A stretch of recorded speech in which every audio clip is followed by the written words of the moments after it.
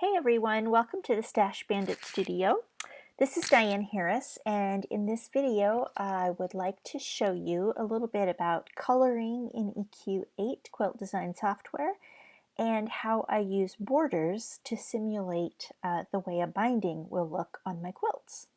So this is a design that I have been playing around with. It's a little block that I designed based on a motif I spotted in some antique fabric.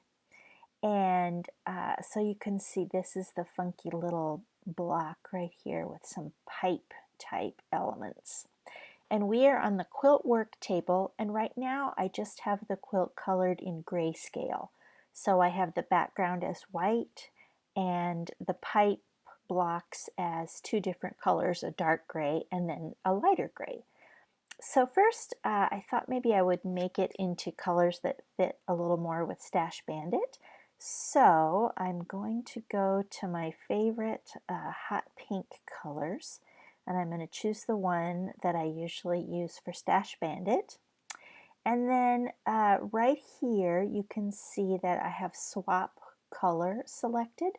So when I select a color in the palette and then I go over to the quilt, whatever I click on now is going to be swapped out for pink. Everything in the quilt, it will apply to everything in the quilt. So I'm going to make these lighter gray blocks hot pink with just one click.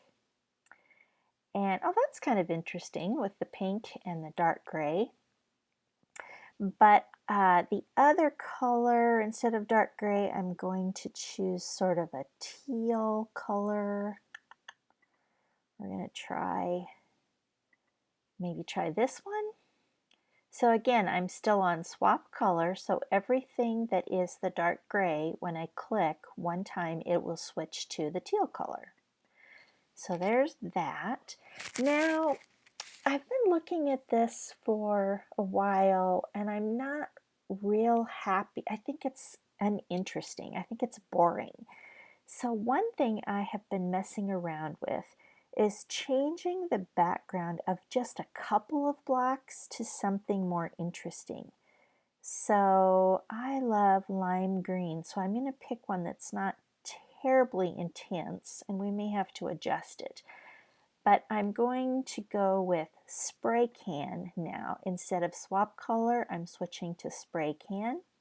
And what that means is everything in one block, when I click with the spray can tool, everything in this one block that is the teal color will change to lime green. Although what I want is everything that's white in this block to change to lime green.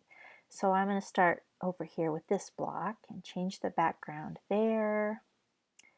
And I'm just going to randomly change about 5. So I have an odd number there. So that's kind of a way to add interest. Just change the background of a handful of blocks in the quilt. And, you know, I think there might be potential in that, so we'll see.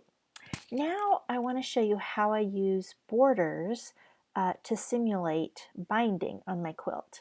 So I'm going to come over here and click the minus so that I zoom out a little bit on this quilt, and now I can have a little bit better of a view. So if I click up here on borders, it will show me that right now I just have one narrow border on the quilt. And this area here tells me that it's 1 inch wide.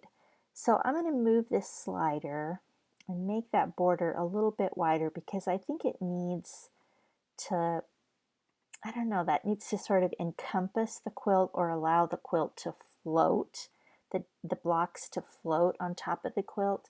I'm thinking maybe 2.5 inches would be about right. So we'll start there. So if you click right here, it will just move up in 1/8 inch increments. And if you click over here, it will move down in 1/8 inch increments. Or you can just grab this and slide it. Either way is fine. they're all changing at the same time right now because I have selected all, so all the borders are staying the same. If you deselect that, then you can do them one at a time. So now what I want to do is see how a binding made in a color is going to look on this quilt. So what I'm going to do is click Add, and it's going to add another border around the outside edge. So Add, and there you go. I have that extra border. So let's go back to the Design tab so you can see just on the quilt. So the first border has been colored white, but the outer one is still grayed out. It has no color added. So what I want to do, I usually skinny that down to about 1/2 inch or so that it looks like a binding would actually look on the quilt. And sometimes I have to go back and forth a couple of times to get it so that it looks in proportion. So we're at 5/8, so I think that's pretty good. But what I want to do now is add some color to that border. So I'll go back to the Design tab, and I think in this case I might bind it in the teal color. So the colors that I've just been using are here in this line. That way you can find them easily. And I'll select the teal color. And let's see, if I hold down the Command button, I can color them. No, it's the Shift button. Color them all at one time. Okay, must be a different button. Anyway, so now you can see that I have colored that binding so that I can really get an idea. And also now I can tell if that 2.5 inch border is enough of margin around the edge of the quilt. And I think maybe it needs to be a little more, a little wider. So I'm going to come here, select this border, and bump it up to 3 inches and see if I like the way that looks better. I do like that better. I think it's more in proportion, and it gives the quilt more space to float.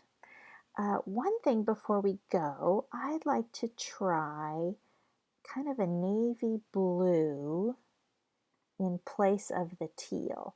So I'm going to swap the color, and so there might be potential in that. We'll see.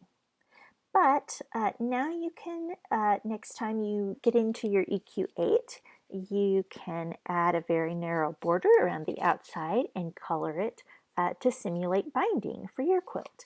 So I hope you've enjoyed this little tutorial. I'm Diane Harris for Stash Bandit, and thanks for being here. Bye-bye.